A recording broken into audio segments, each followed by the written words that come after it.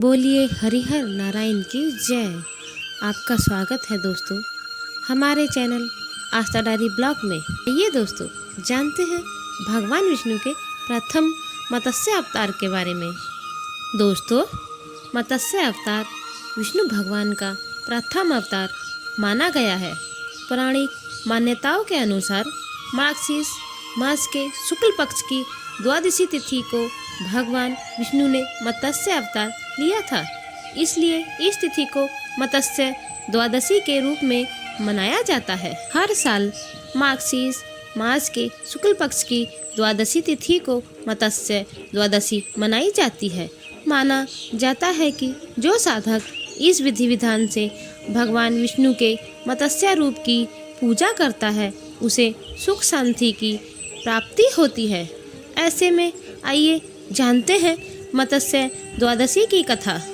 कथा के अनुसार एक बार एक सत्यवान नाम के प्राप्ति राजा नदी में स्नान करने गए। जब सूर्य देव को जल अर्पित कर रहे थे तो उनकी अंजलि में एक छोटी सी मछली आ गई। राजा ने मछली को पुनः नदी में छोड़ना चाहा, लेकिन तभी मछली बोली कि राजन, मैं इस नदी में बड़े बड़े जीव रहते हैं जो मुझे मारकर खा सकते हैं, कृपया मेरे प्राणों की रक्षा करें। तब राजा सत्यवान उस मछली को अपने कमंडल में रख लिया और अपने घर ले आए। अगली सुबह जब सत्यव्रत ने देखा तो पाया कि मछली का शरीर इतना बड़ा हो चुका था कि कमंडल उसके लिए छोटा पड़ गया। तब मछली बोली कि राजन, मैं इस कमंडल में नहीं रह पा रही हूँ, कृपया मेरे लिए कोई और स्थान ढूंढिए। तब सत्यव्रत ने मछली को कमंडल से निकालकर पानी के बड़े मटके में रख दिया। जब राजा ने अगली सुबह देखा तो मटका भी मछली के लिए छोटा पड़ गया। ऐसा करते करते एक समय के बाद मछली का आकार इतना बड़ा हो गया कि उसे बड़े तालाब में डालना पड़ा। लेकिन कुछ समय बाद मछली का आकार इतना बढ़ गया कि तालाब भी उसके लिए छोटा पड़ गया और उसके बाद राजा ने उसे समुद्र में डाल दिया। लेकिन इसके बाद समुद्र भी मछली के लिए छोटा पड़ गया। तब सत्यवान समझ गए कि ये कोई आम मछली नहीं है। तब राजा ने बड़े ही विनय स्वर में पूछा कि आप कौन हैं जिन्होंने सागर को भी डुबो दिया है।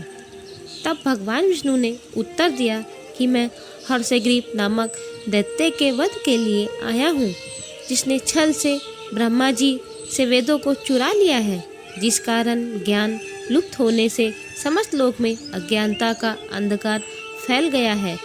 भगवान विष्णु आगे कहा कि आज से 7 दिन के बाद पृथ्वी पर जल प्रलय आएगी और संपूर्ण पृथ्वी जलमग्न हो जाएगी। तब आपके पास एक नाव आएगी और तब आपको अनाज, औषधि, बीज एवं सप्तऋषियों को साथ लेकर उस नाव में सवार होना होगा। भगवान के कथन अनुसार 7वें दिन प्रलय आने पर सत्यवान ने ऐसा ही किया और नाव में सप्तऋषियों को नाव चढ़ाने के साथ साथ अनाज, औषधि को भरकर रख लिया। इसी बीच सत्यव्रत को मत्स्य रूप के भगवान के पुनः दर्शन हुए।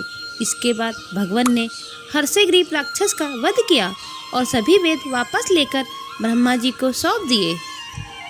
बोलिए विष्णु भगवान की जय।